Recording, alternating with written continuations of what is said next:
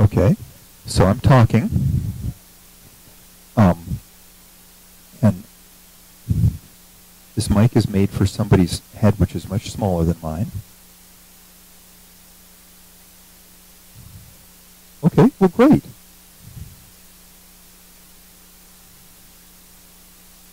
Yeah. It's practically touching my lips, but the important thing isn't so much the quality on this mic, it's the quality on the more professional mics whose location I don't know.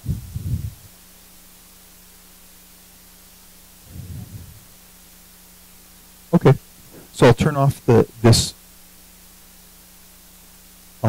mic.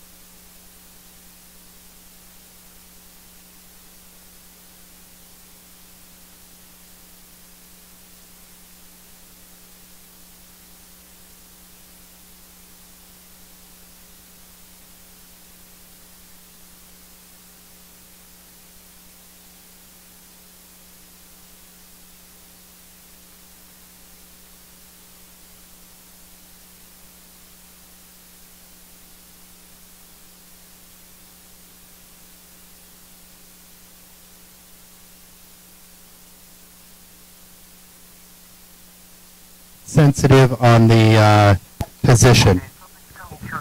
Okay. All right, let me give you a decent sound check here, and this is it.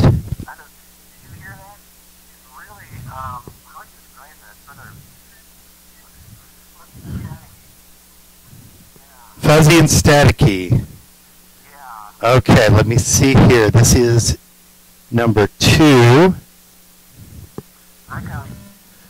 Okay, let me. All right, just a minute. How does it sound now?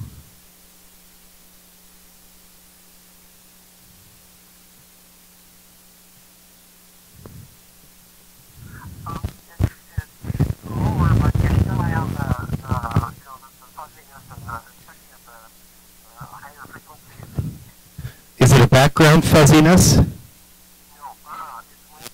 When I talk? Okay. How about that? Yeah, that's true. I do have a fuzzy voice. All right.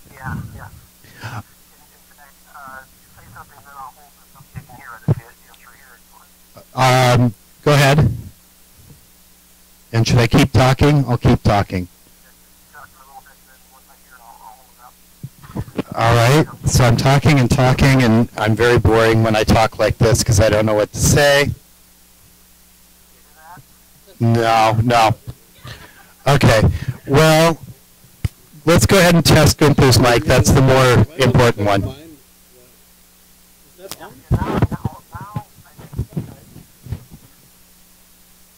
Okay. Check. Okay. How about now? Let's check on this time. Is it loud enough? Is it clear? And I'm not getting much through here. That sounds good? Okay. All right, we'll try to do a last minute sound check on this mic. And let's go ahead and test Gunther's. Go ahead.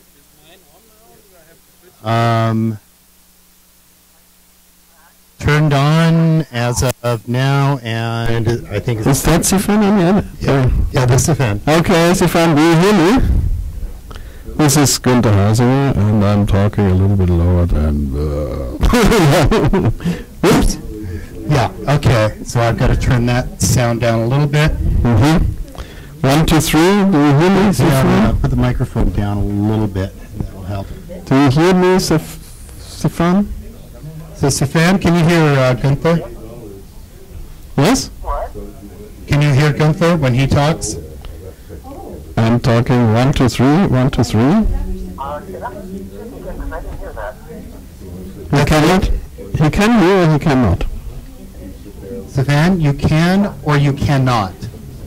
I can, but the quality is still, there's something going on there. That's interesting. Okay, let me check and see if I can improve the routing of the wires, because sometimes that will. All the people in the background are coming in much better.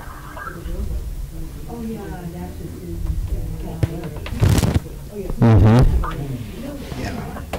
Get it away from some of the extra RF. Yeah. Maybe it should cost you out.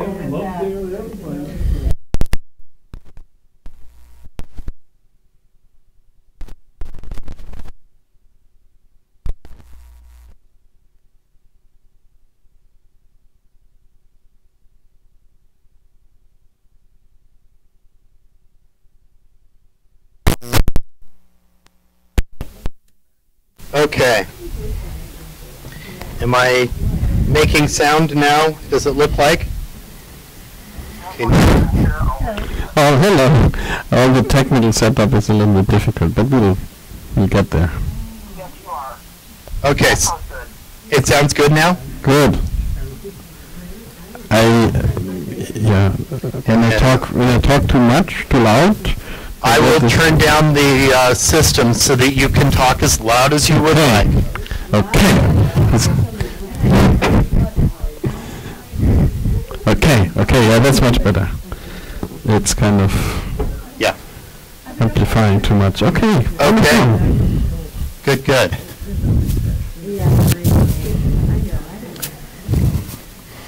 Okay, Stefan, how is the balance between Gunther and I? Am I too loud? Is he too loud? I'm here. Okay, Is talk that it. too loud? Is that okay? That's perfect. Perfect. Okay. Yeah. Good. I don't want to drown your ears. Right.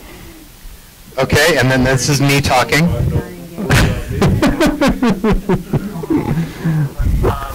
Good. Just one question. Is this called Pukalani or Pukulani? Okay. Pukalani, that's fine. Yeah. Puka, yes, Puka. Yes, No, beautiful home. true, very clear on the system. That's it. Okay, super.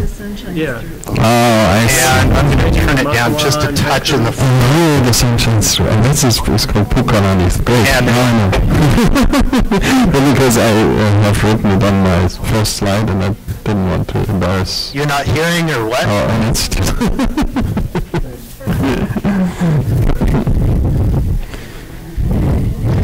Yeah. Hello. You're having trouble understanding him? So,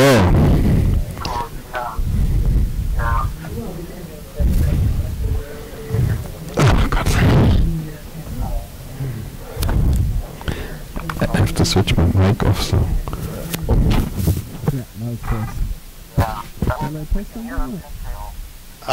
Yeah, keep talking. Just Okay, I keep talking. Today it is the 25th of January 2017. It is about 6:10. okay. And we are sitting in the IfA Advanced Technology Research Center. That's fancy.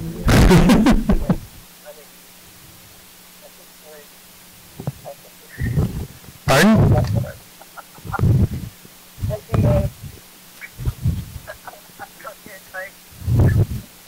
Okay, I'll try to also do a. Yep.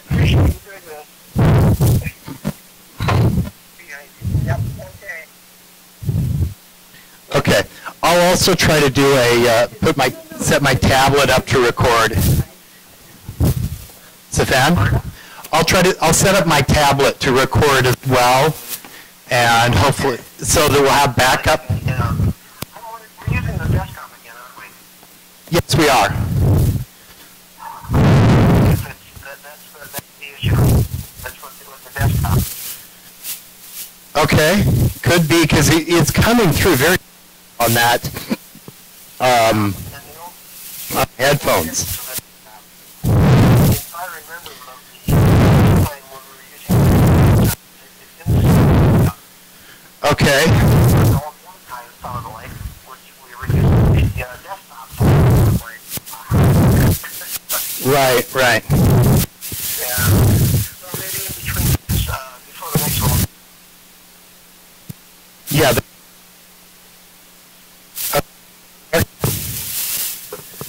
Okay. Should I mess with that?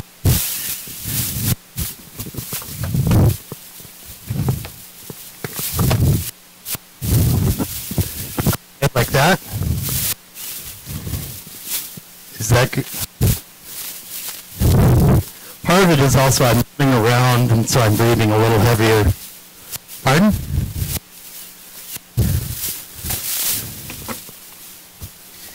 You there? Okay. I just gotta.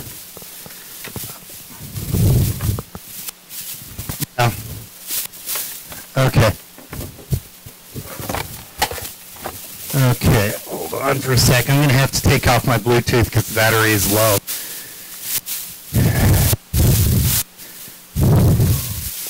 Okay, you're back to the speaker. I hope. Can you hear me? Okay. Waiting for it to come. Yes, it came up on the speaker. Okay. Yep. How's it doing?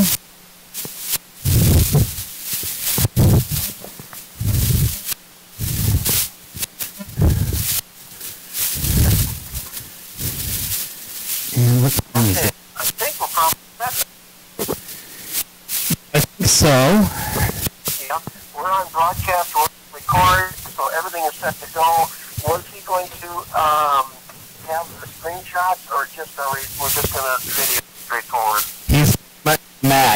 Any other questions? Yeah. Makes my job in the back room there much easier. Yeah, and what I'll do is I'll see if I can't get the slides from him.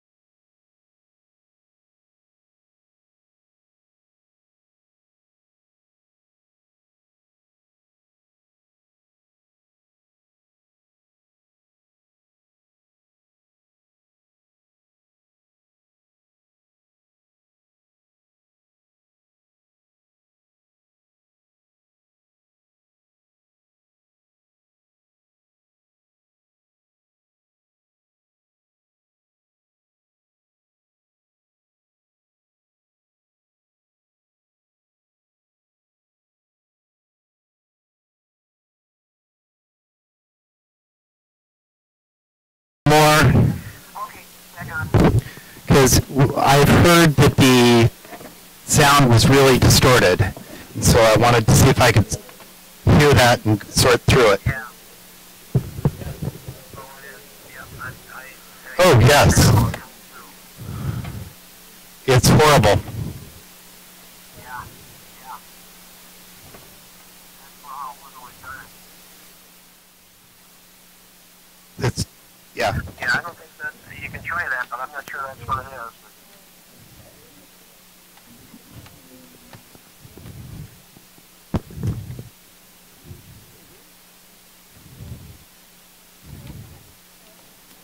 Okay, just a sec here.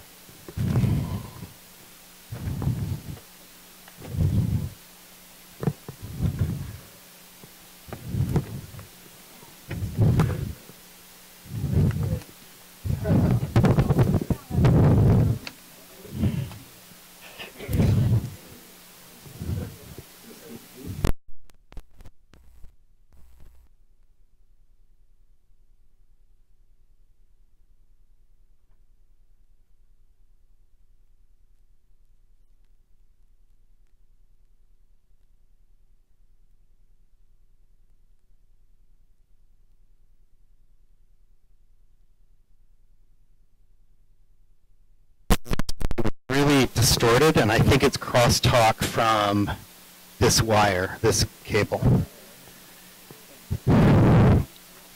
Okay, let me try this and see how it sounds. It's better.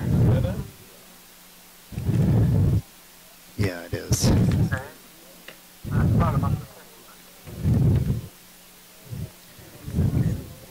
Pardon? This cable goes to the streaming broadcast.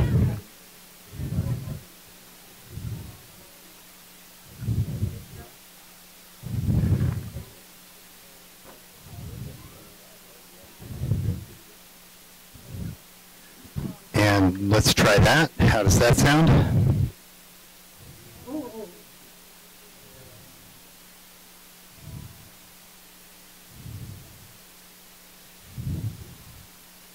A little bit better.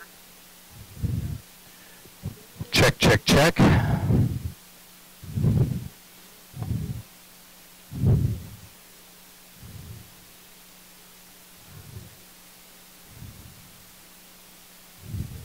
Oh, that was worse. Check, check, check. Testing 1, 2. Let me try that.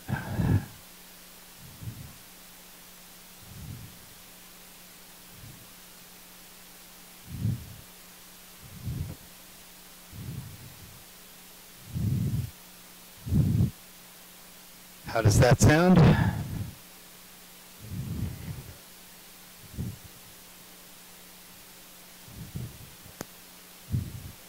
Pardon me. Still pretty lousy.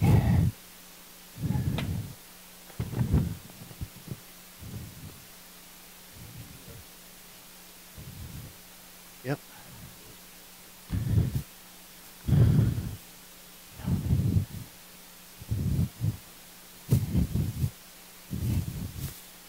Yeah, hold on.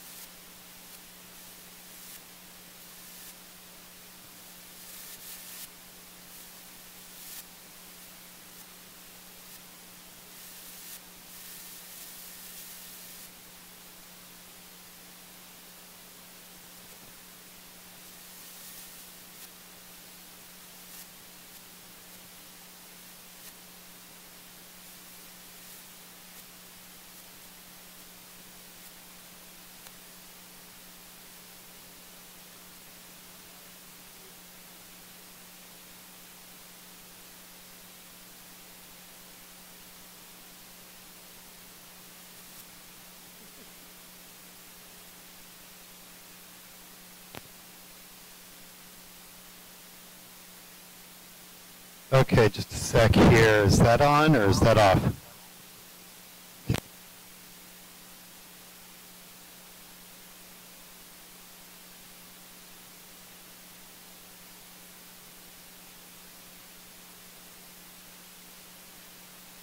Okay, so that's on. Okay.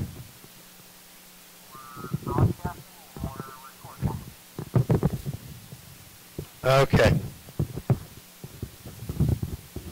Am I still clipping? Yeah, I'm still clipping.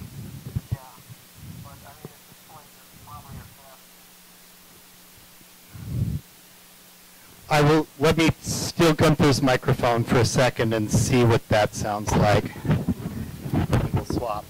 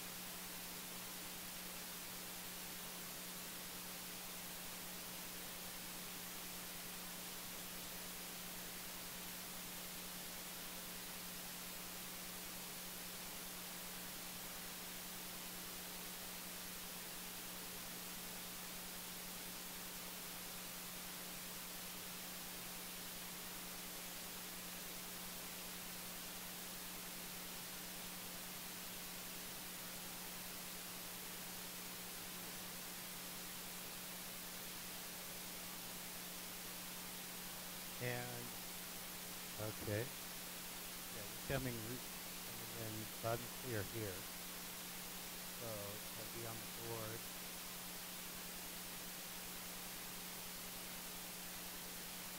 Okay.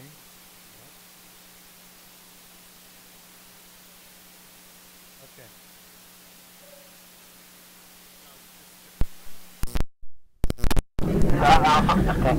Okay, can you hear me now?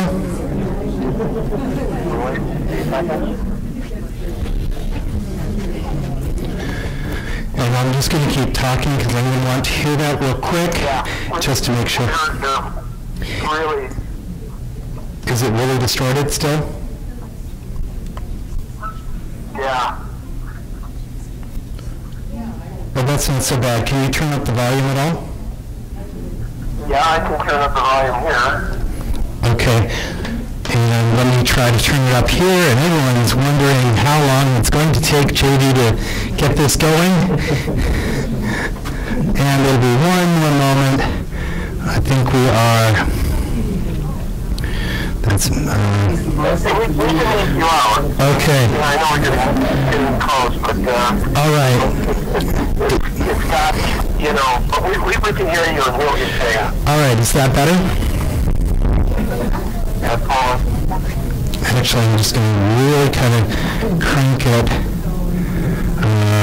Yeah, I think so. It's a picture now. Okay, so that's about where we're going to move it, and then we'll do that. Yeah. Okay. Okay. There's people right behind the door, too. We'll go for it. I think it's best we can do right now. Yep. All right.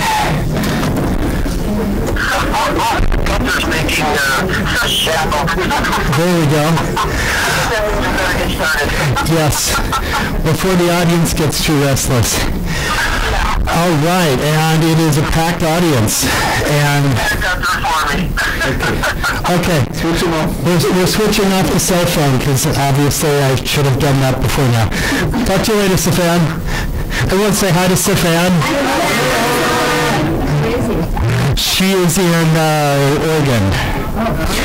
All right. Well, welcome everyone.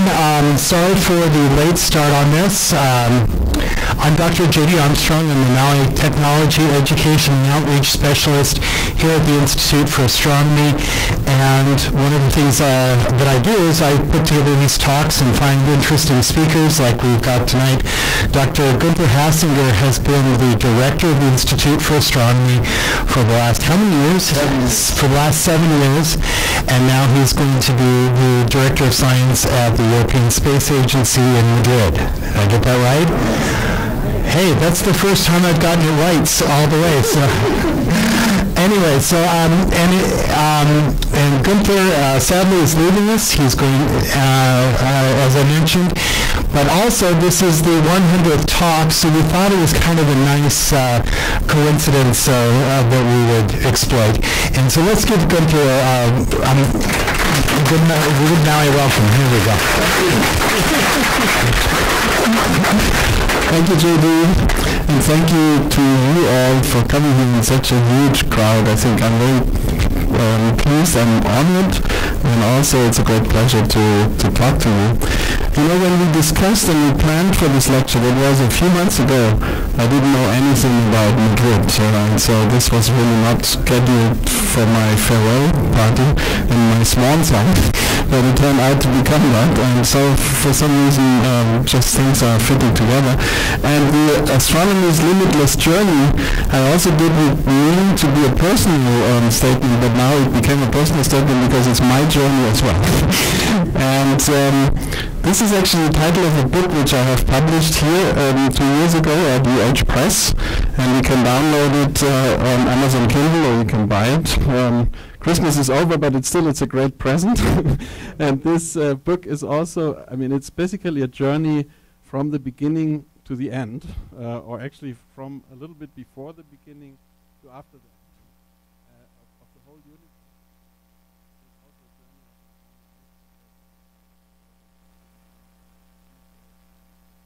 Put the human factor into the context. And so this is actually a very nice kind of synergy between the events today. And I'm really very happy to give you, in my last hour or so of duty for the University of Hawaii, this talk.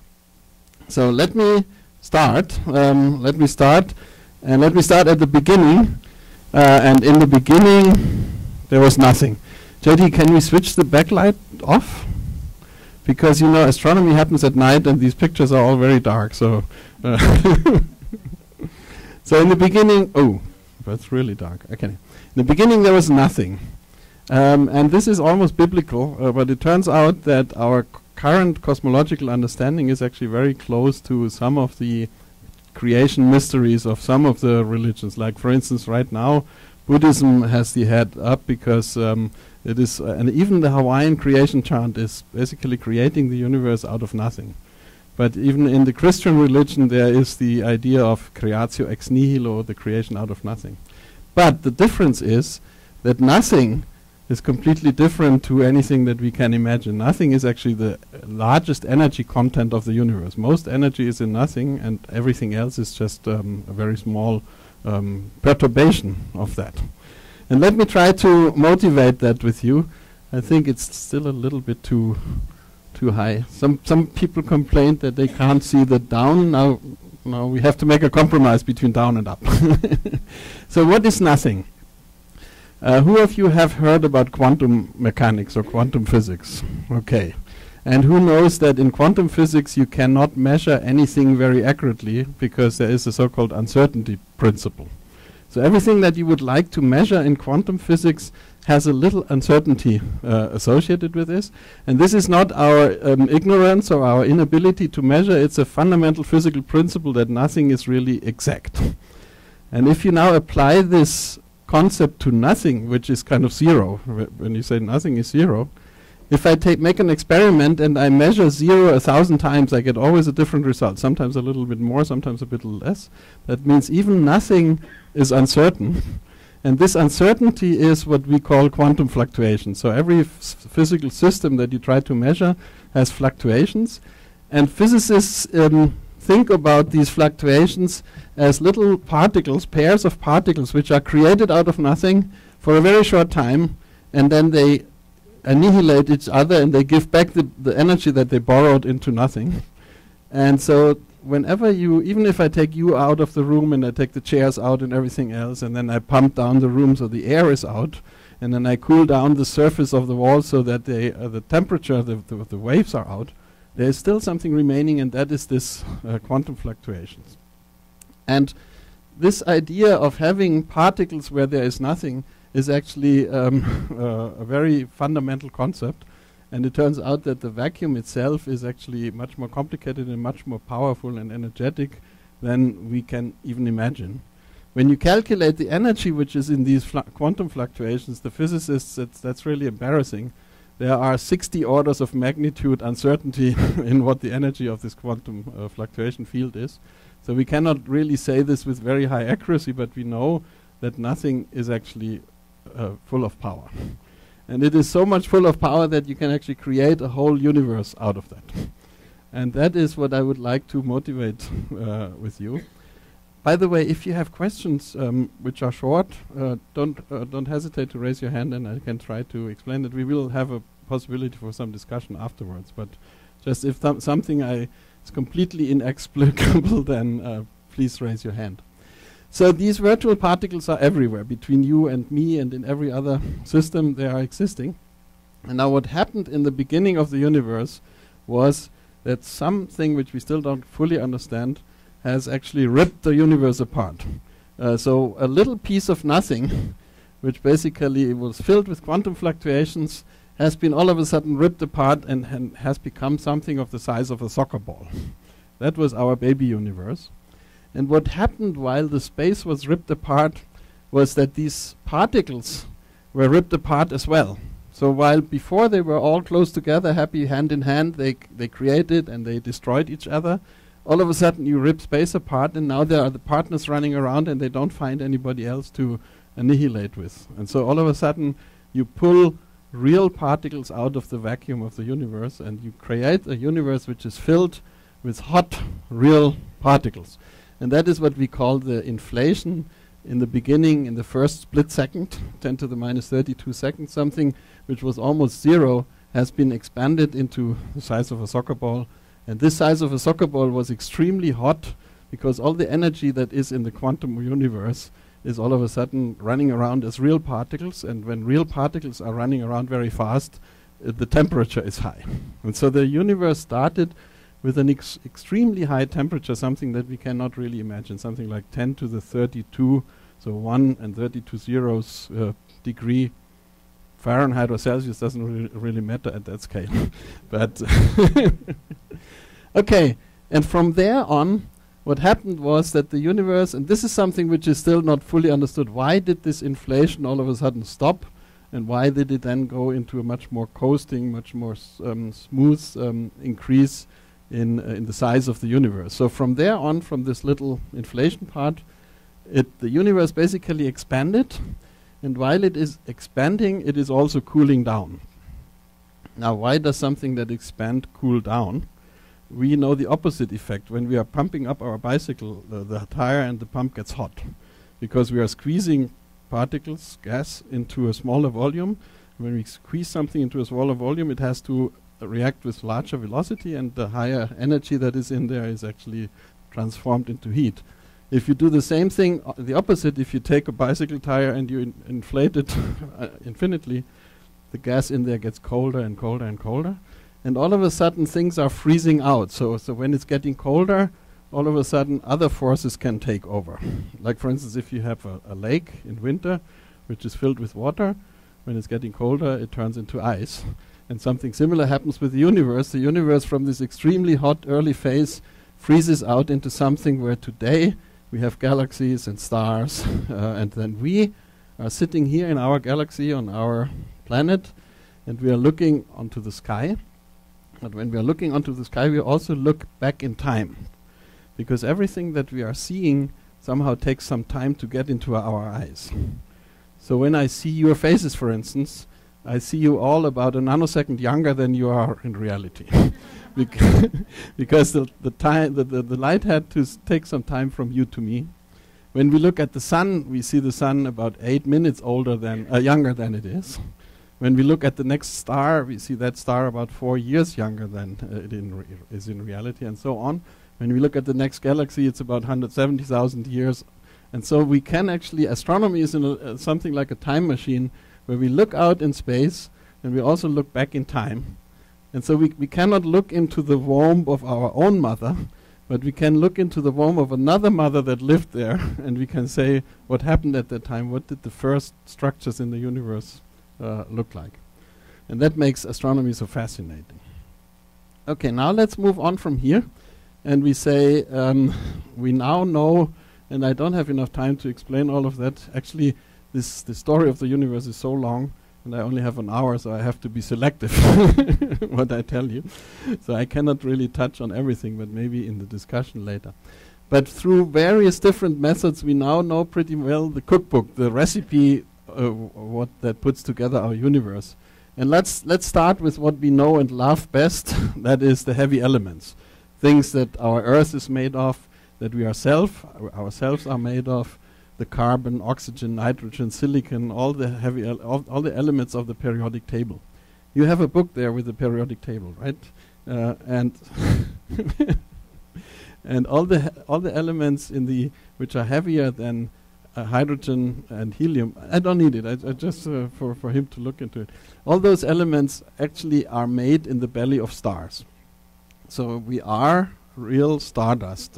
I come back to that later because it's not quite true. Not all of our atoms come from stars, but in a sense, all the heavy elements, they are making only 0.03% of the total energy of the universe. So it's a minute factor that is actually making the world around us. Everything else is in other forms of matter and energy. I'm actually a specialist of black holes, or I love black holes and study them. And we have discovered that there are black holes everywhere. Every galaxy contains a central black hole, and I'm coming to that in the lecture. And how black holes are formed is a very important part. But the black holes themselves only make 0.001% of the universe, so they are also almost completely negligible. In the 20th century, a lot of elementary particles have been discovered. And in particular, the so-called neutrinos have been discovered. Neutrinos are a sort of particle that doesn't interact with any other particle. This is basically a ghost particle that is, every second our body is crossed by millions of neutrinos and we don't even realize them. But we have learned in the meantime that neutrinos have a little bit of mass. And the mass of the neutrinos, we don't know it very accurately, but between 0.2 and 2% of the total mass energy of the universe is in neutrinos. And this is something which you could call dark matter, because they are existing, they are contributing mass, but they are not visible because they don't really interact with us. And therefore these ghost particles, they contribute to the total physics and recipe of the universe. Now, all the stars, when we talk about astronomy, we talk about stars on the sky. The stars are the basic building blocks of our universe. But if you add all the mass of all the stars together, you only get 0.5% of the universe. So it's actually, the stars are almost like light bulbs that tell us where the other stuff is, but the light bulbs themselves weigh almost nothing compared to the rest of the universe. Yes, please. No, the stars are actually made out of hydrogen and helium, which was created in the Big Bang. And the stars themselves are making the heavy elements. So you see, the stars are 0.5%, the heavy elements are 0.03%, so the heavy elements are about 10% of the stars. So they are making the heavy elements. Yes, please. Just going back to that, the first slide where you showed that picture of the little pairs of molecules, where did you get that? The question was, where did I get that picture with the two molecules? Let me come back to you, and we can note that down, because that's a little bit too difficult for me to answer right now. Yeah? Okay, so we were already asking, what are the stars made of? The stars are made of hydrogen and helium, which were created in the first few minutes of the Big Bang. But most of the elements as we know and love them, and most of what is written in this chemical book with the periodic table of the elements is actually still meandering around in free hydrogen and helium that was created in the Big Bang.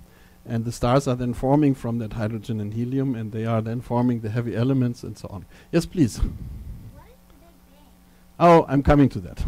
So, the Big Bang, I basically told you that there was this inflation where a little split second, a little piece of the universe was inflating to something like a soccer ball. And that energy, we'll come to that.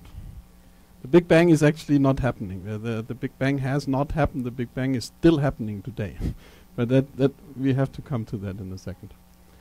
So the research for the last 10, 20 years or so has clearly shown us that there is much more dark matter than the pure neutrinos. There must be about 25% of all the matter in the universe must be dark matter. And physicists still don't have a clue of what that is. It could be tiny, tiny particles. It could be black holes. There are all kinds of theories, and we have not yet found the particle that makes the dark matter. But we find very, very strong and convincing evidence that dark matter is existing. And the dark matter is about 5 times more than all the normal matter. So you can regard ourselves, the normal matter, as a kind of perturbation or contamination of the universe. Most of it is made out of dark matter. And then even more is made out of dark energy. And this dark energy has turned out to be close to the energy of the vacuum. It is connected to the energy of nothingness. And so the idea is that if there is no universe, if this whole thing is gone, there is still dark energy. And that dark energy every once in a while can make a universe. And the universe is borrowing matter and energy and time from the vacuum. But in the end, as you will see, that universe will be gone and the vacuum will be left. Yes, you have a question.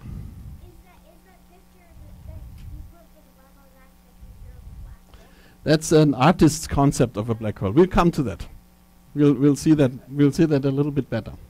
Okay. By the way, if you want, I can leave my slides here, and then you can look at them in more detail. Yes, good. Okay. Now it turns out that in the last 10, 20, almost 30 years, computer simulations have become a huge and very powerful way of studying the universe. Because what you do is you assume a beginning, and you put in all the equations that you know, and then you let that universe evolve. And then we are sitting on the other side when the universe is already existing, and we are looking back in time and trying to see whether what we observe is kind of matching what we simulate. And so these computer simulations have become a very powerful way of interpreting the data that we are seeing. And so let me show you a computer simulation, what happens with this little soccer ball of hot matter that has been created in the original inflation. And the Big Bang is basically nothing else than the information that this ball has been expanding and has cooled down. And there is a simulation that we can look at that is basically this big ball is now flowing apart. And while the big ball is flowing apart, it is actually disrupting into smaller entities. And now the interesting thing comes. This movie, I will have to look at this somewhat later. Let's look at it once more. While everything else is flying apart, when you look in detail at the centers where most of the matter is, they are actually not flying apart, they are coming together. They are flowing together. And this is actually, Woody Allen has already found that out. He says, the universe is expanding, and I still don't find a parking space in New York. And the reason for that is that New York is not expanding. And for instance, if I let this drop, that is also not flowing apart like the rest of the universe. It's actually pulled back by the Earth. So whenever gravity is actually stronger than the forces of the Big Bang pushing the universe apart, things are falling together. And that is how large-scale structure, stars and galaxies are forming. Now this movie here is actually something that is completely forbidden because we are looking at our universe from outside. But we are in the universe, right? And so what we are seeing is not something that is expanding. we see everything around us expanding with us, so we don't really realize that the universe is expanding. And so this is reflected in this movie, which is actually the so-called Comoving Observer. So that is somebody who is sitting in the universe and flying together with the expanding matter and sees what happens around him. And so we start out that movie with a basically completely isotropic distribution of matter, and then, like ghost hands, a structure is forming. We are seeing the same structure over here, but we see that the structure is actually forming a kind of cosmic web, so a web of filaments and deep voids, empty spaces, and the galaxies are like the chain of pearls are lined up on these filaments. And so in the large scale universe, the universe is actually looking like a cheese, like a Swiss cheese, or like a sponge, or some kind of structure, or maybe even some people think about brain synapses or so. So the universe is a big, large, very structured cosmic web. And in the center of these cosmic web filaments, that is where so-called clusters of galaxies are formed. So that is where galaxies are pulled in, and they are forming huge structures where there are about 100 or 1,000 galaxies on one spot. Okay, now we have to talk. So far we only talked about dark matter and about galaxies, but actually we know that galaxies are made out of stars, and so the stars are really the fundamental building blocks of our universe. And so what happens is when masses of gas are pulled together and are formed a kind of conglomerate of gas, it happens that in some areas this gas is becoming so clumpy and so turbulent that some pieces of that gas are actually collapsing, and they are forming a little ball of matter. And now the opposite of what we have seen before happens. That's the same effect as with the pump, when you pump up your bicycle. When you are collapsing a gas cloud, then it's getting hotter and hotter. And so inside these balls of gas, the temperature is so hot that the so-called nuclear fusion oven is starting to work. So in those stars, elements like hydrogen and helium, and then later carbon, oxygen, and so on, are burned, and the burning of this energy is actually enough to let those stars shine for about 10 billion years. And at the end of the lifetime of the star, basically all of that matter is burned, and there is a little heap of ash remaining, which is all these heavy elements that have been burned together and that are collected in the belly of the star. So in the end of the life, for instance, of the sun will turn into a red giant. It will blow up and almost swallow the Earth, not completely, but almost. And then at the end of that life of a star, the matter which is remaining is blown off in one of these beautiful smoke rings, which we call planetary nebulae. And then finally what is remaining is this little heap of ash in the center of the star, which we call a white dwarf. It's a white star because it's a very hot temperature star, but it's a tiny, tiny star, so we call it a white dwarf. Now imagine such a white dwarf is roughly the size of the Earth, so roughly 12,000 kilometers in diameter, but it has almost the mass of the sun. So you have something which is extremely compact, a very heavy and compact form of matter. And those white dwarfs are more or less the end of the life, the graveyard of most of the stars that are in our galaxy will end up as white dwarfs. Yes, they have a huge gravity. They're very strong gravity because the more compact and dense something gets, the stronger is the gravity. I come to that point when we talk about neutron stars and black holes. I just want, yes. How long do white dwarfs last? Oh, white dwarfs can last. We come to that in a slide later. They can last for 10 to the 40 years, but I'll tell you what that is. So our sun has been born 4.65 billion years ago. So we are roughly at this stage here, and we know that our sun can still live another 5 to 6 billion years. So it's roughly at the half age. But what we also know is that the sun slowly, because there's more and more ash in the center, and in order to keep up the balance between the the fight between gravity on one hand and the force that is pushing the star apart. The star has to expand, and it's getting slower and slower into this red giant phase. And that means that in the future the sun will actually get hotter, continuously hotter. And we talk about global warming, which is a huge effect made by man. But ultimately the sun will basically make the Earth so hot that the water starts boiling, and that at that time we have to look for another planet. And that is roughly here. So we are not too far away from that moment when right now it's kind of cozy and warm, but we are not too far away from the situation where the Earth is actually turning into something where we need a new planet. It's about 1 billion years. So for us it's actually still a long time. So now let's look at stars which are more heavy than our sun. This is a star which is actually 10 solar masses, so it's 10 times as much mass as our sun. These stars are actually living a much more violent life. They are burning much faster, they are shining much brighter, they are huge stars. And such a star, instead of 10 billion years, only lives about 10 million years.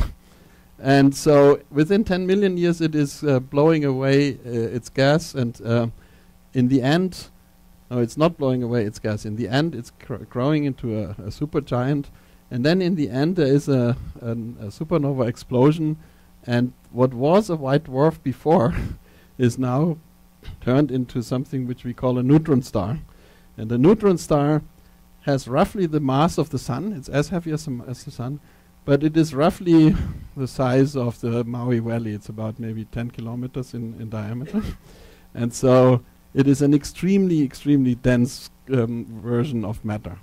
This is basically the same density which is in the center of atoms, where the proton and the neutron are squeezed together.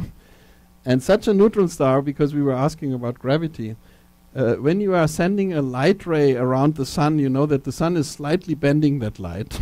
Einstein has told us that the big masses are curving the space, and so that light ray is slightly bent. If you send a light ray around a neutron star, you are actually getting a bend which is almost 270 degrees. So the light is extremely strongly bent. And such a neutron star is almost a black hole, but not quite, because a black hole is defined as something where when you are sending light to that, the light is actually bent by 360 degrees and never comes back. And so a black hole is nothing else than a very condensed form of matter, which is so dense that light cannot escape anymore. Yes, please. Does the light increase speed? Is the light constant? Or does it, when it goes around these turns, does it vary? No, the light speed is constant, but the light frequency varies. So if you are living close to a neutron star, your clocks get much slower. Already here on Earth, the clocks are going a little bit slower than the clocks in the satellites. And when you're coming closer to a very, very heavy, very compact object, the clocks run slower. That is what Einstein told us. But the light speed is still the same. Okay.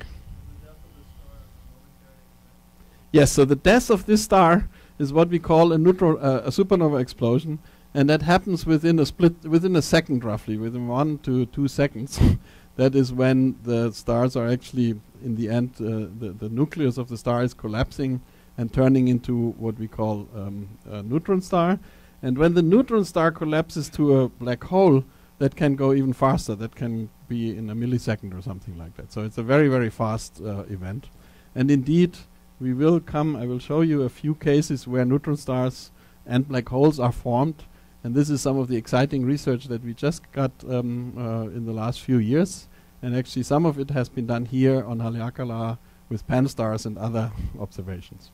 So I wanted to, this is a whole set of maybe a week-long lecture to understand really the physics behind it. So we cannot really dwell into it too deeply.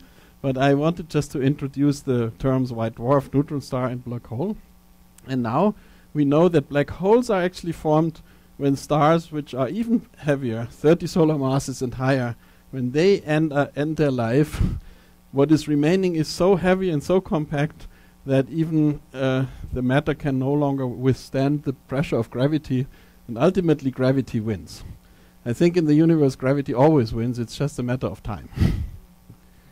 Okay, so we have found in the last maybe 10, 20 years events which we can associate with the creation of a black hole inside a star. When you form a black hole in the inner of a star, the black hole can actually be so powerful that it disrupts the whole star, and then this ends up in a gamma ray burst where some flash on the sky is happening in a gamma ray burst, and this is an animation where a neutron, black hole has just been formed. These black holes, for some reason that we still don't fully understand, are able to form jets of matter, and they can eject jets of matter, and these jets can actually drill from the inside through the star, and this looks roughly like this. So the jets are kind of crashing through the star and then are eating the star from inside out. And in the end, what is remaining is basically a single lingering black hole, because that is what in the very, very center of the star has been formed. How the black holes are forming these jets is not fully understood yet, but it is very likely connected to magnetic fields. So the matter that swirls around the black hole is forming magnetic field lines. Similar to the sun, which is studied here in great detail, the sun is also forming magnetic fields. Sometimes these magnetic fields erupt and create solar storms, and something similar happens in this accretion disk around the black hole. These field lines are then, because of the rotation, they are wound up like, you know, when you eat spaghetti in Italy, you use your fork, and then the spaghetti are kind of rolling up to the fork. That is exactly what happens here, but with much more energy. Yes, please. How long does it take before it goes to that state? So in the case of that heavy star, you know, here this is about 10 billion years, so you don't worry about this. This is about 100 million years, and this is only about 3 million years. This is still a huge amount of time. But the last stage is from here to here, maybe just a year, and the very last stage is only a second or something like that. So in the end, this explosion is going extremely fast. And those explosions are actually, all of a sudden you see a star, very bright star in the sky where there was no star before. That is what we call a supernova explosion. And those supernova explosions are studied here with pan stars and others.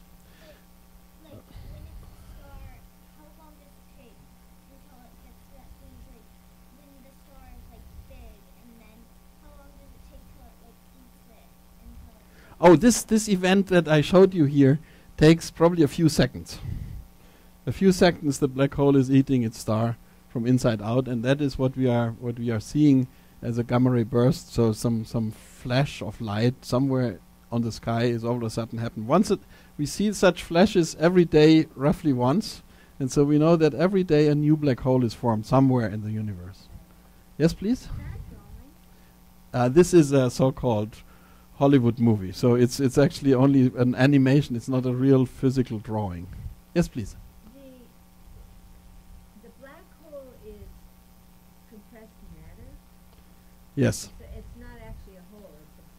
It's a black. It's a black Clump of piece. matter. It's a black piece of space because nothing comes out, but in effect it is basically very much squeezed matter. We don't really know what is inside the black hole because we cannot look inside. There are only theories, and Einstein has predicted that everything which is inside it actually falls into a so-called singularity and is in a single point with infinite density. But nature doesn't like infinity, so there are other theories who say that maybe you have heard something about string theory. Some people think that in the center of a black hole there is a spaghetti ball of strings, and these strings are kind of reaching out into the horizon of the black hole. So it's a much more complex. We just don't know. It's a matter of physics which is not yet completely finished. So now let me give you something. Let me show you something which has happened on 17th of August 2017, just a few months ago, and where here pan-stars and also our observers at the IfA had a huge role, namely the collision of two neutron stars. When you take two neutron stars, which each of them is about 10 kilometers of size, and you let them crash into each other, they are actually forming a black hole as well. And we have actually witnessed that for the first time in the universe, and that is a very important measurement. And so this actually is a movie that I would like to show you, which the New York Times has produced, and it is so great that I cannot narrate that better than they do. And so I just want, if you give me a few minutes of your time, I would like to show that movie. 130 million years ago, while dinosaurs still walked the Earth, a pair of dead stars collided. The explosion rattled space-time and sent waves of light across the universe. On August 17, 2017, light from that explosion appeared as a bright pinprick in the galaxy NGC 4993, and then faded to a glowing red ember. Ripples of traumatized space-time from the distant explosion squeezed and stretched with L-shaped arms of the LIGO and Virgo gravitational wave detectors. Converted to sound waves, the ripples produced a faint rising chirp. 2 seconds later, NASA's Fermi Space Telescope detected a gamma ray burst, a brief glint of high-energy radiation from one of the most violent events in nature. Astronomers scrambled to point their telescopes before the precious light faded away. First on the scene was the Scope Telescope from Chile. Right on its heels was the nearby dark energy camera. The antennas of a very large array strained to record radio emissions from the fireball. Even the Hubble Space Telescope turned its tearless mirror toward NGC 4993. Within hours, the distant explosion had become one of the most observed events in recent astronomical history. Astronomers think the story began with a pair of massive stars that were orbiting each other. The larger star ran out of fuel and collapsed into a dense neutron star. Like I told you. Neutron stars are the densest visible objects in the universe, spinning dervishes bristling with powerful magnetic fields. A teaspoonful of this star stuff would weigh as much as Mount Everest. The intense gravity of the neutron star began to steal gas from its aging sister star. The swirl of hot gas dragged the two stars together until the neutron star began orbiting inside its system, shredding its outer layers into a swirling cloud. But the sister star survived this mutation and eventually exploded too, collapsing into a second neutron star. The fuse was now lit. Twin spheres of incredible density were now locked in an ever-tightening dance of doom. Shedding energy in the form of gravitational waves, the two neutron stars spiraled closer and closer, faster and faster, and finally merged in a moment of astrophysical ecstasy. A supernova explosion, the crucible of cosmic alchemy. The swirling cloud of superheated atoms was bombarded with neutrons, forging new atoms of gold and platinum and other heavy elements. Scientists think that most of the precious metals in the universe were created in kilonova explosions like these. When black holes collide, there is nothing to see. The LIGO can hear the chirp from the gravitational waves. But neutron stars are visible matter and collide within a glowing cloud. This was the first gravitational wave catastrophe that astronomers saw as well as heard. Our first glimpse of the mysterious physics inside neutron stars, and the first fleeting glimpse of a cosmic glint in the sky. Wow, yeah. So this discovery was actually followed by about 4,000 astronomers. There probably are on the order of 10,000 PhD astronomers in the world, and almost half of them were following that up and were publishing papers about it. And we here at IfA, both in Maui and also in Manoa and on the Big Island, we were extremely lucky and fortunate because we were in the front seat of this discovery.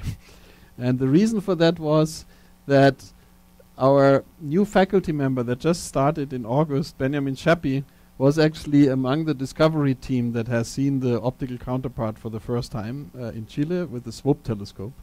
And a week later, or 2 weeks later, he became our faculty member and he brought a pot of gold with him. And so that was really a huge success. And so some of the pictures that you have seen are basically this galaxy before the star exploded and then after the star exploded. And then our own beloved Pan-STARRS telescope, with in particular Ken Chambers and Eugene Manier. Pan-STARRS has the most beautiful and deepest images of the whole sky, and so they could actually very accurately see what was there before and what was there afterwards. And they could find out that this object has done something that no object ever before. It was skyrocketing down, it became bright, and a few hours later it was already much, much dimmer, and no other objects, no other explosion of this kind is doing that. Normal supernova explosion, they take about 2 weeks or so to rise and go down. This was gone within a few hours, and so Pan-STARRS played a huge role in alerting all the other astronomers to say, look here, this is really something very special. And so we had really our seat in the forefront. And imagine this event has to rewrite the textbooks.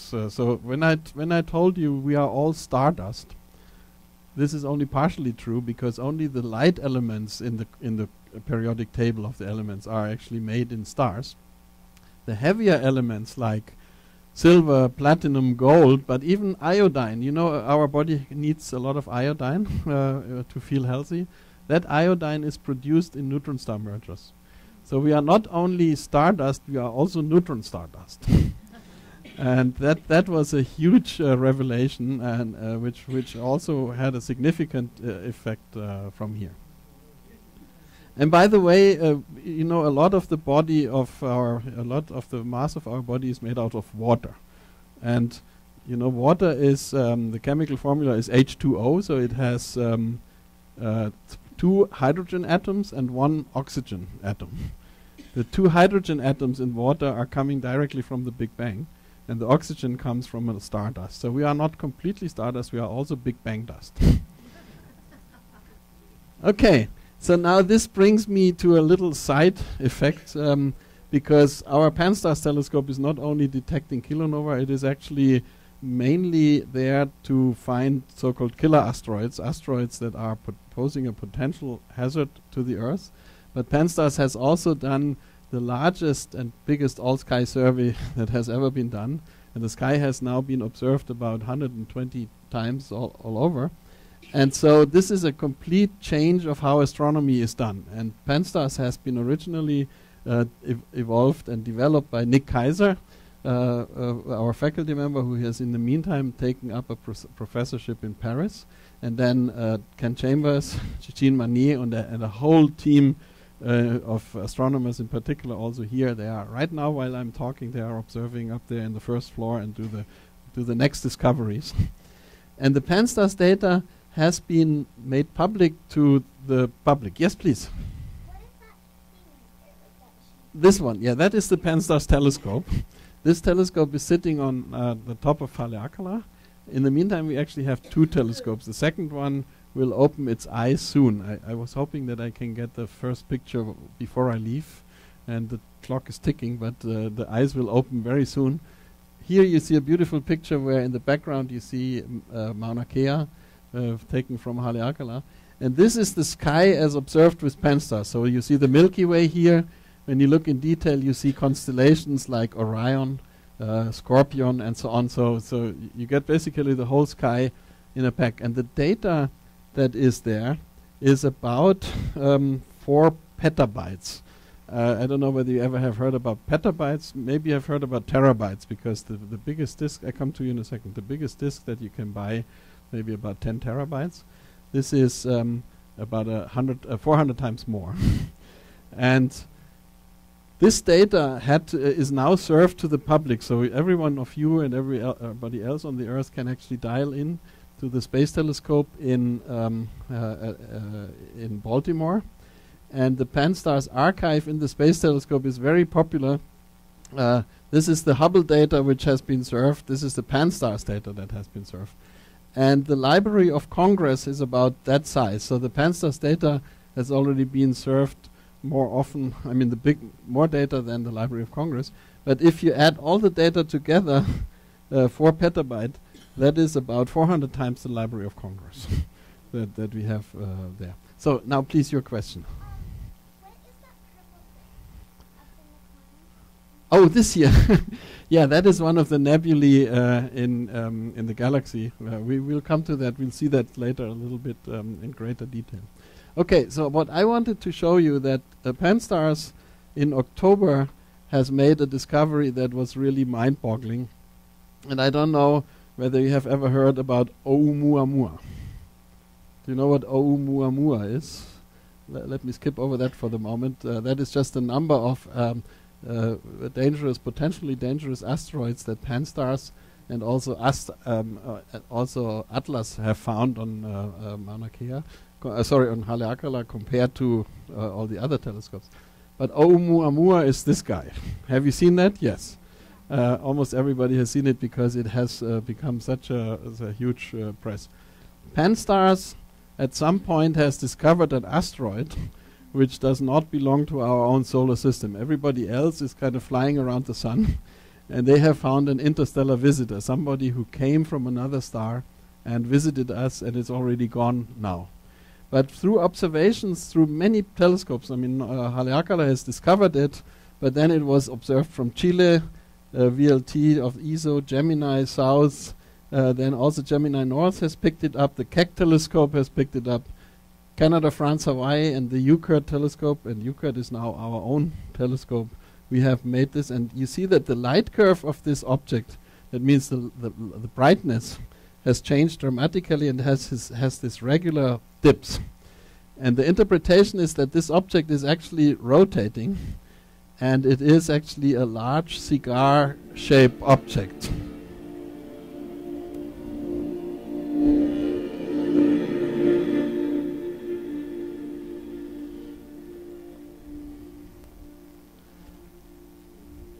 And here we see how it is flying. This is 2016.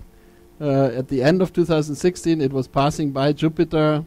It was passing by the inner planets. Was passing by Earth and Venus and Mercury. And it was coming relatively close to the Sun. And if it would be a comet, then it should have developed a big tail, but it didn't develop a big tail. So it was already on its way out again when we have discovered it. So we only had a very short period of time, because it's traveling very fast, where we could study it. And the conclusion is that this is not only the first interstellar visitor, but also it has a very, very funny shape. Nobody really understands how you can make such a cigar-like thing. So, and then what is unfortunately not quite true, the surface is not silvery shiny like this. The surface is more red. It seems to be covered with biological, or with how they are called, organic molecules. So it could be that this is a visitor from outer space, from another solar system. And I actually believe that on such objects it could very well be that the building blocks of life for other stars have actually been preserved and are spread around the galaxy. And so this could very well, objects like this could have a very big impact on life on other planets and other solar systems. And no, this is an artist's concept, because the only thing that the photograph would only be a point, a little bright dot, and the only thing that we know about it is this light curve. And in the meantime, this was at the end of, I think, November. In the meantime, you see here, 27th of October. This was actually at the end of October. In the meantime, that object has been observed by the Hubble Space Telescope and by other telescopes. And I was told by Karen Meach that the orbit looks very interesting. She doesn't say what interesting means, but obviously there are still some mysteries associated with that object. Some people speculate that it might be an artificial object, like a spacecraft. It looks very similar to the monolith in the Odyssey 2001. And so we really don't know yet, but what we know is if this is a natural object and not a man or an alien-made spaceship, if it is a natural object, then there should be one every year roughly coming by. So next year we might expect another one, and now our eyes are very sensitive to that, and we will then hopefully discover that before. No, it's not in orbit. This one is gone by far, but a new one. We have calculated the likelihood of finding something in a short period of time in our solar system. And then you can also, it's only one, so there's a huge error associated with that. But people believe that at any moment there are about 25,000 objects like this in our solar system. And only we haven't seen them yet. But now our eyes have actually been alarmed, and now we will see them. And there have even been ideas of building a spacecraft by NASA and following one of these guys, maybe even landing on one of them. So we are opening a whole new can of worms here. Please. How big is it? Oh yes, that's a huge, important question. It's about 4 football fields long. It's about 400 meters, and it's about a tenth of the size, so half a football field wide. So it's not very big for a cosmic object, but it would be sufficient. If it would, for instance, fall down on the Earth, it would make a huge crater here and would probably also affect some life forms on Earth. Yes, please. The surface below organic material, is it mushrooms and what kind? No, I think it. People believe that these could be, like, carbon is producing carbon chains. You know that carbon is also producing these fullerenes, these buckyballs of. So carbon has actually the capability to make very complex organic chemistry, benzol rings and things like that. And they believe that this object has been at least 200 million years on its way. And so the cosmic ray radiation, the energy which is out there, has slowly transformed it into a kind of dirty brownish surface. But it could be ice below that surface, it could be something else below the surface. And we still don't quite understand, because it is rotating every 7 hours. So it's a pretty large rotation for such a 400 meter object. It has to be relatively solid, otherwise it would have already flown apart. So it must be rock or frozen ice or something like that in there. Okay. What is that big beam of light? Is that Oh, that's just the sun, or so. I think that's the sun that illuminates it so that we can see it. And you? how do you know that it's a flat? Yeah, so you can assume, if you take a ball, for instance, a normal round ball, and you let it rotate, then from every direction it looks the same. So wherever you look at, it would roughly look the same, and therefore you would see something which is absolutely flat here. If you take an object like that, and let's look at the movie again, then sometimes in this movie it appears dark, and sometimes it appears bright. So when we are looking at the small side, then it's appearing dark, and when we are looking at the bright side, it appears brighter.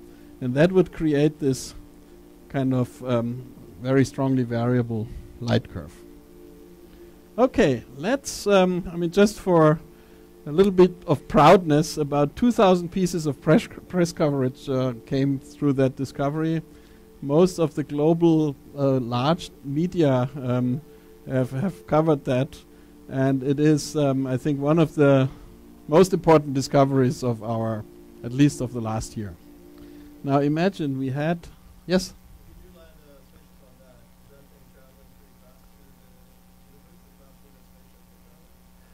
It is faster than man-made spaceships could travel.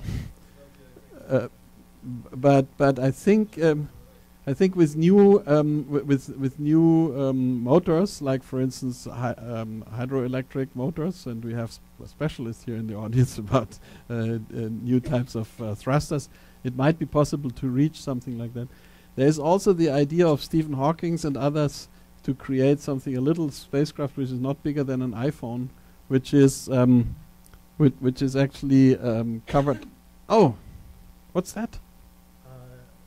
Comet from Deep Impact. Oh, okay. Well, that's actually a good idea. Yeah. So let me just finish that question. So modern spaceships could, in principle, be able to reach it, but not our current fleet of spaceships. So I think we need probably another 10, 20 years to develop something that could reach that. JD has just given me another model of another asteroid, which is actually a comet, and that is the comet that the spacecraft Deep Impact has hit. And now imagine this is rotating, and sometimes you see the small side and sometimes you see the big side. Then you also see a modulation of that rotation, and that is what we see with this object. Yes, please. So if it's rotating like that, if you land a spacecraft and it lands Yeah, that's that's actually so the question is, if it is rotating so fast and there would be people inside, wouldn't they fall off? Or a spaceship would like fall off and go flying because it's going to be upside down. Yeah, that doesn't matter. No, no. You know, the Earth is rotating as well, and we don't fall down. So I think rotation itself is not such a big problem. Okay, I'm taking much too long to get you to the end of the universe, so I think I have to. I think I have to skip over a few things, but I want to at least now I'm going back out to very large distances to galaxies in the universe, and I want to show you another very important piece of discovery that has been made in our institute by Brent Tully and others. This is a simulation of how our local universe should look like, and you remember I talked about these filaments and the voids in between.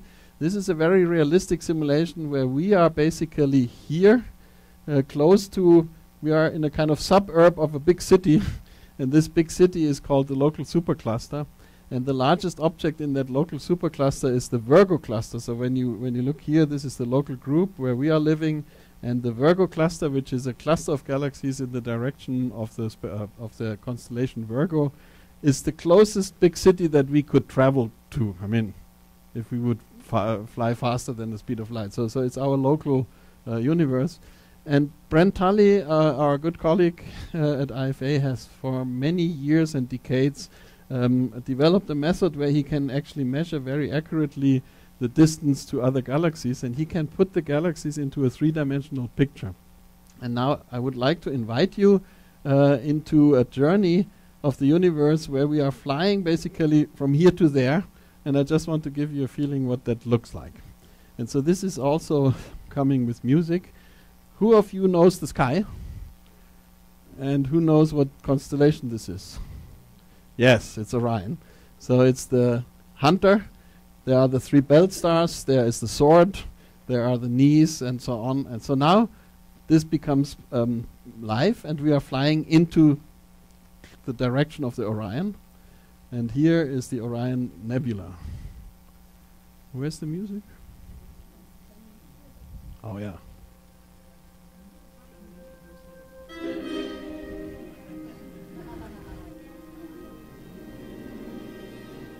We are still in our own galaxy.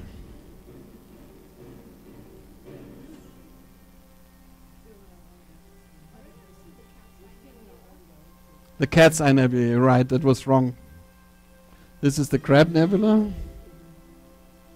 And this is our own galactic center.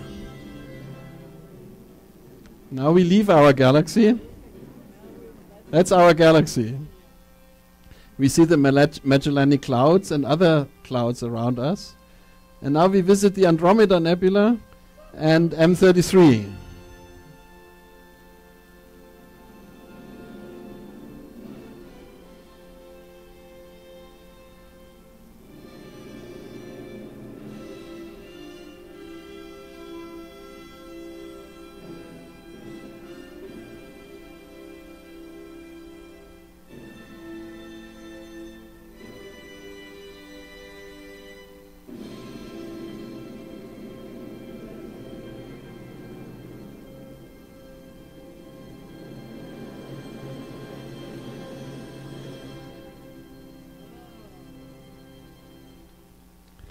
Okay.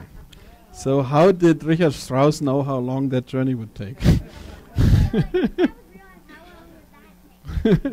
Every picture that you see here is a real picture from the Hubble Space Telescope of a real galaxy. So this was not a Hollywood movie, that was the real sky. And Brent Tully has put them together in the right three-dimensional scope.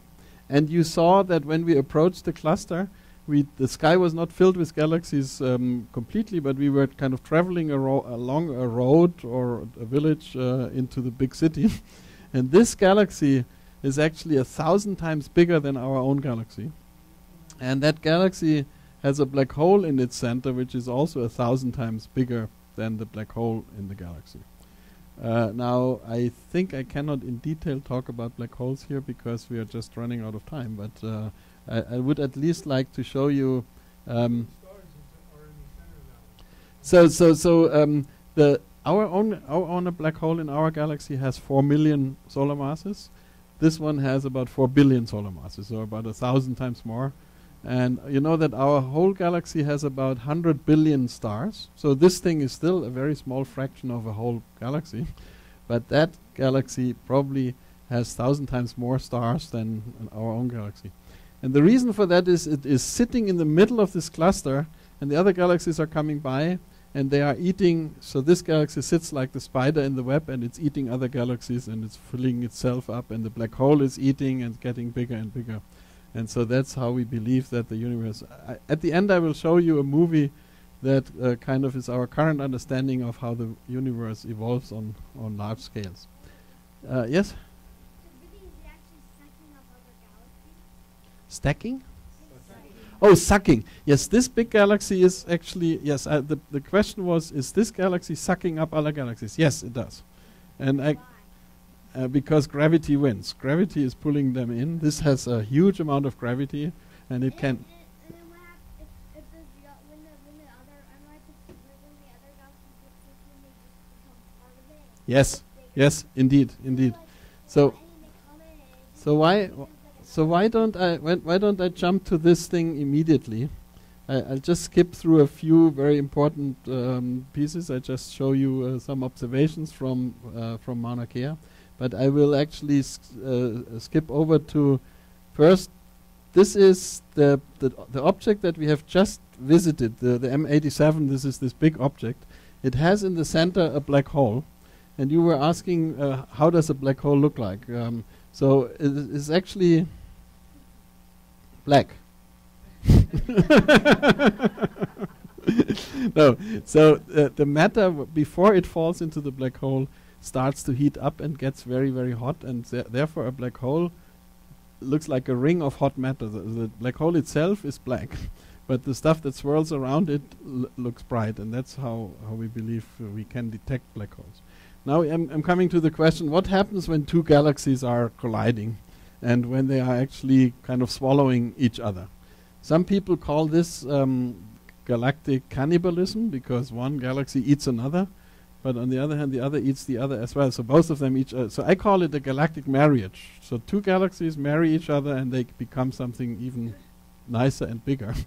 And that is caught here in the action by a beautiful picture of the Hubble Space Telescope. But we can also simulate this. I'll skip over this because that is some X-ray observations. But we can simulate the merger of two of these galaxies. And then we can also see that the two black holes are merging, as we have seen in this movie. But let me show you a simulation which is very detailed, where a computer now has been asked to basically tell us how exactly the merging of two galaxies happens. And so this computer simulation is basically running. You can see the clock here in million years. So we are at 200 million years. The two galaxies are crashing into each other, and they kind of rip each other apart. And so the galaxies are turning into a big mess, like a train wreck. And then these two galaxies, you can still see them, but it takes about a few 100 million years. Then they crash into each other again. And when they do this, they merge into a single bigger galaxy. And now the black holes in the center are actually starting to activate, and they are actually doing a lot of mess, and they are blowing out a lot of the gas. But the stars of these two galaxies turn into something which we call an elliptical galaxy. So the two spiral galaxies that were crashing into each other are turning into a round elliptical galaxy. And that is how we believe that the life of galaxies is evolving. So basically you start with two galaxies, they crash into each other, a lot of things happen inside, the black holes are starting to become happy and eat a lot, and they get fatter and fatter. At the end, the black hole is getting the brightest object of the whole thing. That is what we call a quasar. And then when the quasar is kind of dying out because it doesn't get enough to eat anymore, then you have a kind of round elliptical galaxy, which is indicated here in this blue light. But in this case, this galaxy is famous. It's called the Sombrero Galaxy because it looks like a sombrero. The Sombrero Galaxy has already started to build up another disk around itself, and so that Sombrero Galaxy will turn later into something like this, which has a big blob in the side, which is the elliptical galaxy, and then it has the rings around. And so I would like, before I leave you, I would like to show you a simulation which is now the most detailed simulation of the current time, where we start out basically with specks of gas in the early universe, and this gas and dark matter and everything is collapsing into these filaments and into the voids, and that soon these filaments are starting to produce stars. So the blue light is the dark matter, and the red light is the stars, which we are seeing. And the stars is the only thing that we are seeing shining. We cannot see the dark matter, so we can only see these bright lights like beacons, like lighthouses, telling us where the dark matter lies. And this becomes more and more detailed. In the centers of these galaxies, the stars are forming, black holes are forming.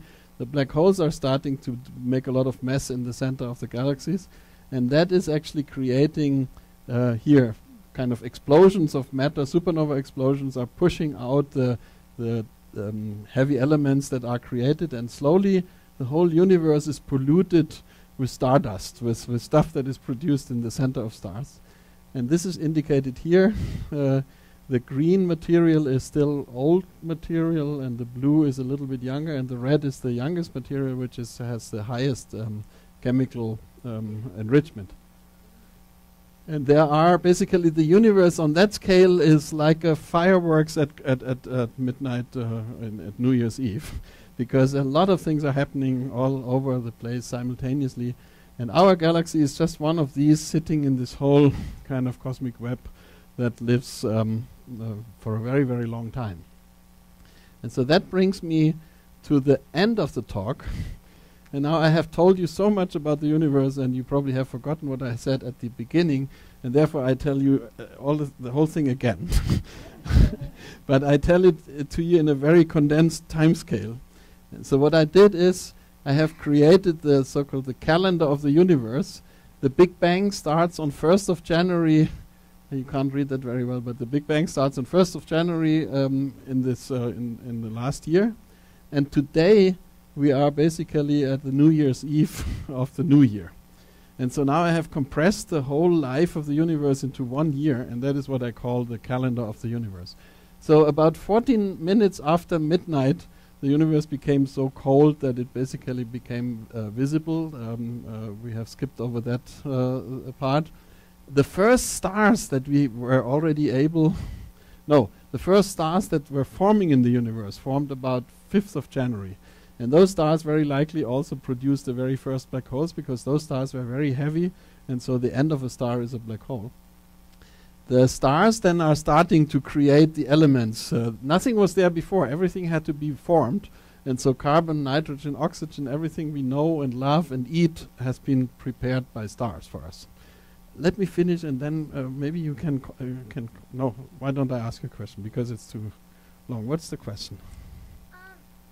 Is that October the one with the K October? Yes, sorry. That's a German that's a German biograph. Good catch. We'll come to October. Sorry. The very oldest galaxy from which we have received light has emitted its light on 13th of January. So that's how far we can actually go back. But this was a very bright and luminous galaxy, so the fainter galaxies we cannot look that far back. And so we need the next generation of telescopes, the James Webb Space Telescope and also the 30-meter telescope, to really dig into this early time when we can see the first stars. On 27th of March, that was when in the simulation everything started to cook and boil. That is what we call the big feast, because the quasars were, the black holes and the galaxies were actually happily merging and eating each other, and so that was the big feast. Then there is actually a very long period of time where nothing happens apart from stars are forming, are dying, are producing more heavy elements, until there are so many heavy elements that you can form a whole planet out of heavy elements. And that is when the sun and the earth formed. Because in order to form something like the earth, you need a lot of heavy elements. You need silicon and whatever is in the earth and core, and you need iron and so on. And it turns out that this took about 9 months or 8 months roughly before that could actually happen. Now astronomy stops and I turn to biology. Because already 3 weeks later, so you see this took 6 months, and 3 weeks later the first life forms were existing on the Earth. And the first life forms were single cell bacteria, but they already had DNA and everything. They had the whole gene technology to replicate themselves and so on. And hugely complex mechanisms and organisms were formed within 3 weeks of the cosmic life. I believe this is impossible on Earth. I mean, I'm not a biologist, but I think this is just a very, very short time. And that makes me believe that the building blocks of life, the Lego blocks, have actually rained down on the Earth from other stars, which already had them ready-made, through objects like Oumuamua or maybe others that come from other solar systems and bring us the life forms. So this is what is called the panspermia theory. So the spermia of life maybe already existing elsewhere and they rain down. But that's my personal opinion. That is by far not shared by all my colleagues. That's just how I see things. So now something else happens. You wait for another 3 months between 28th of September and then mid of December before the single cell bacteria, the very simple mechanisms, turn into much more complicated things like vertebrates and plants. Within 3 days around December there was what we call the Big Bang of evolution. All the building blocks of today's plants and animals were already formed at that time, vertebrates and plants. And so it's another mystery how within 3 days, I mean, you wait for months here, and within 3 days all of a sudden you have all the evolution happening. Okay, then around Christmas the trees were ready. So December 24th you get forest, fish, reptiles. And the reptiles were actually also the dinosaurs, right? So the dinosaurs were created roughly around Christmas. Oumuamua started its journey on 25th of December. So 200 million years ago, that is we don't know exactly how old it is, but that's just a rough guess that Oumuamua was formed roughly at that time. And also, by the way, the first mammals were formed. So the little rodents and so on, the rabbits, they formed roughly at that time. But at that time, the dinosaurs were still dominating the Earth. The Neutron Star merger that we saw, the kilonova, emitted its light on 27th of December. This object is also roughly 170 million light years away from us. So it took 170 million years for the light to get to us. And that was roughly on 27th of December. Just to give you a perspective. So Oumuamua and that Neutron Star merger are almost on the same day.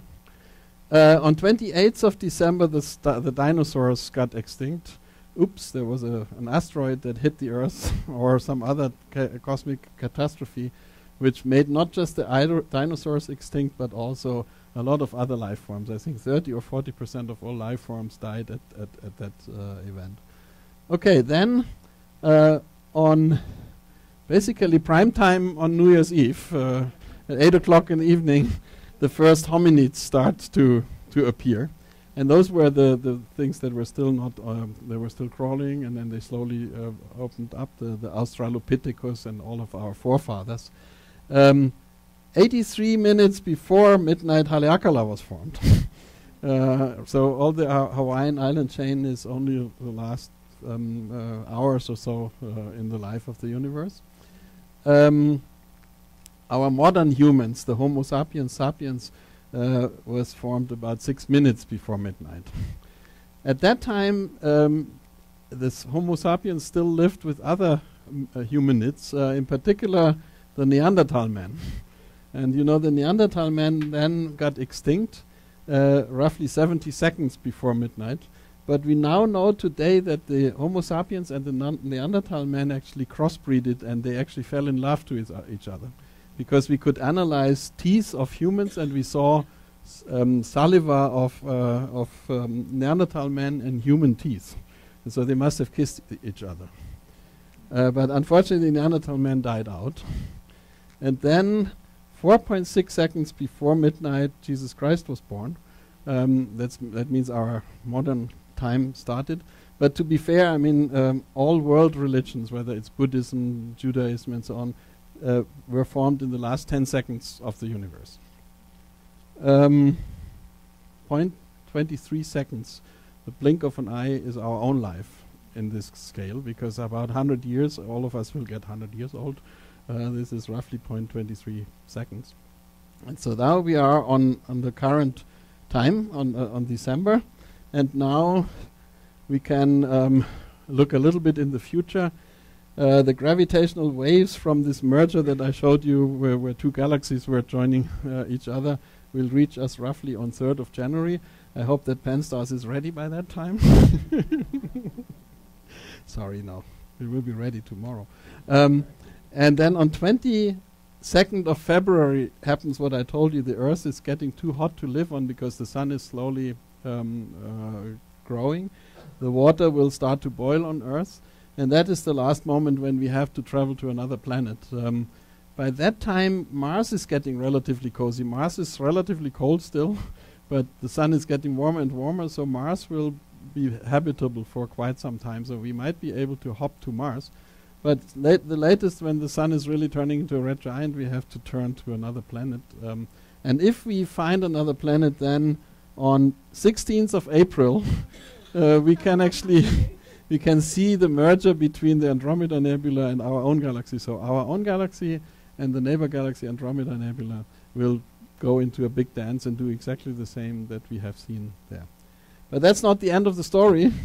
It goes on almost infinitely, and that is the unimaginable fate of the future of the universe. So we started out with the Big Bang, with the inflation. The universe cooled down. This was the time when the universe was cold enough that we could actually see it for the first time. And these are the dark ages where TMT hopefully can shed some light in, where the very first stars are formed. And then the stars form the galaxies. And we are here today. Now this is at 10 to the 10 years. So it's 10 billion years. That's a 1 with 10 zeros. Now this scale is really crazy. This is another 10 billion times more than 10 billion years. So this is actually 10 to the 20 years, 10 to the 30, 40, 50, 60, 70, 100. So it's unimaginably long.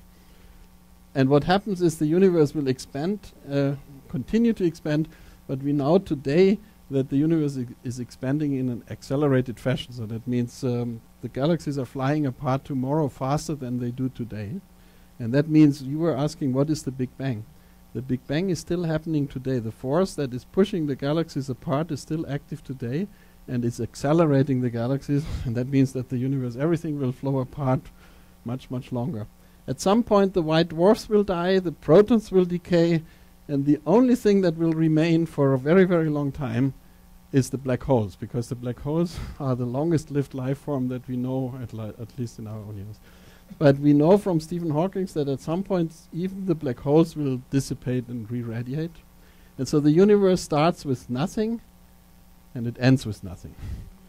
And it's just a phase in the life of something bigger, which we call the multiverse. But it's a very, very interesting and long phase. And we still don't understand all of it. So I thank you very much. Mahalo.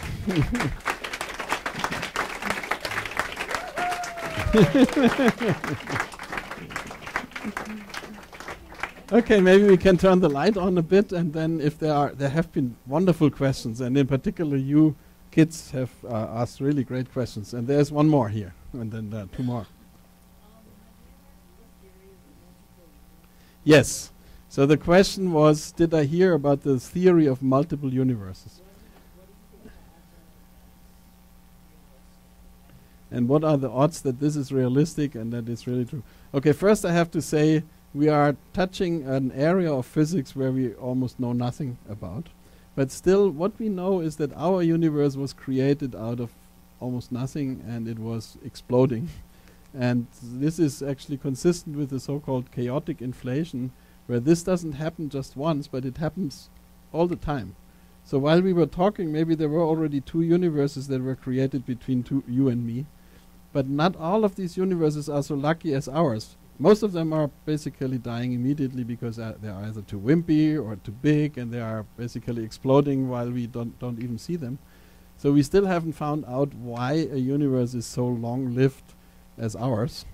But this picture is basically bringing us to the picture of the multiverse, where you think about a hot boiling water pot. When you have boiling water, there are little bubbles that are coming up in the water. And these bubbles, everyone is a universe. And so in this picture, we are living in a hot boiling bubble, which is the vacuum, the energy of nothingness. And that every once in a while is creating a bubble which is a universe. And some of them are lucky so that they can actually survive. But when you ask, I mean, what we are seeing of the universe is only a tiny speck. It's almost like the tip of a needle compared to the whole Earth. So our universe is really much, much bigger than what we can see of it. And that means that the multiverse must be even much, much bigger than that. So it's so mind-boggling big that we don't even know about how to explain it. Okay, so we have two. Are there any theories as to why Oumuamua is not spherical? Yes, so what are the theories why Oumuamua is not spherical? I mean, how could you create in a natural way such an object? I believe it has to be connected to some violent event. So for instance, if you think about a supernova explosion, or if you think about a neutron star merger, there might be matter which is expelled in a liquid form. And that matter, when it then cools down, could freeze and turn into something like a linear shape, and that could also give it the rotation and everything else. But this is a wild speculation. And a lot of physicists are right now trying to understand how could you form such a thing naturally. Yes, please. So I love the Oumuamua simulation. I realized it shows that the trajectory is simply distorted as it passed through the sun. Yes, so it came in like this, and then the sun turned it around and it was distorted. That's my question. Is the speculation that there is a gravitational center to an actual very long orbit, or is it a wanderer that's being... No, it is proven that it is not connected to the sun. If it would be... Oh, some other gravitational field. No. Where it's actually... No, it is actually, its velocity is roughly the same velocity of all the stars that are moving around us. So you know that the sun is moving around the galaxy with roughly 200 kilometers per second.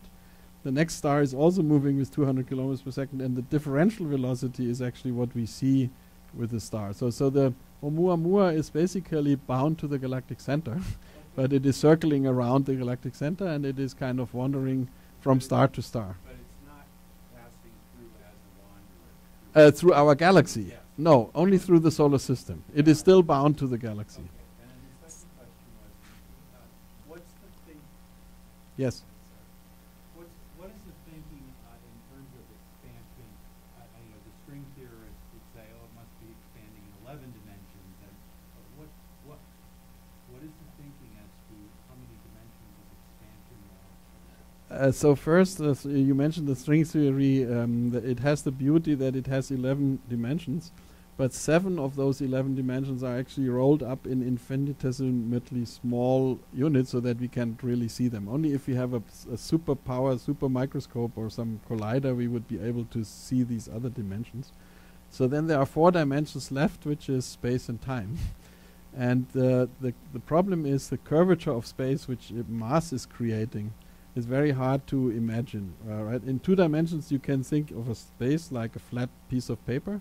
And then when you put a ball in there, which is a heavy mass, then that is kind of like a trampoline or so. It is a curving space. And when you take another ball and you run it around the trampoline, then you will find that that ball will actually rotate around the big mass.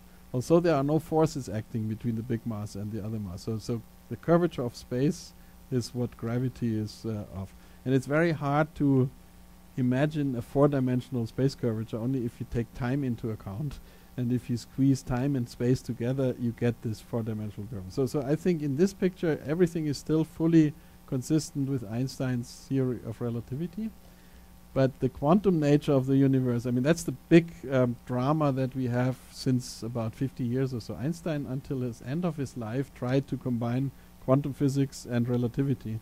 and they just don't fit together. They don't. There's no common denominator of those two theories. Okay, last question.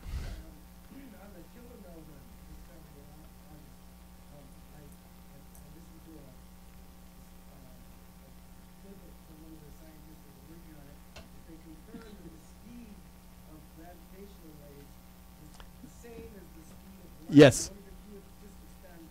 Yes. So in this movie, you heard that this chirp, this which was basically the faster and faster rotation of the neutron star, came about 1.7 seconds before a gamma ray burst that basically showed that something was exploding there. And that sets a very strict time limit because the gravitational waves are producing that chirp, which we hear, and the gamma ray burst is producing the light. And it's the same thing like, for instance, in the early 1920s when movies all of a sudden were done with sound. You got the sound into the movie. That is the first event where we basically have a movie of the sky, and we also have the sound. And the fact that they are synchronized with each other means that the speed of sound and light must be the same. The speed of actually gravitational sound and light must be the same within a very, very small precision, because you have to imagine this object, the light was on its way for 170 million years, and the difference was just 1.7 seconds. So this is it's an extreme high precision, the same velocity. And the reason why the light came a little bit later than the sound could also be the physics of the explosion. So for instance, the light we only see when it is shining towards us, and when you imagine the light coming out of a funnel and then being accelerated, then it could have taken a little while until it shines in our direction. So all of that is consistent with basically exactly the same speed between gravitational waves and sound and light. Okay, I thank you very, very much. It was a wonderful experience. A great pleasure, and I will look back to Hawaii and also to this event this evening with great pride. Thank you. Adios. Thank you.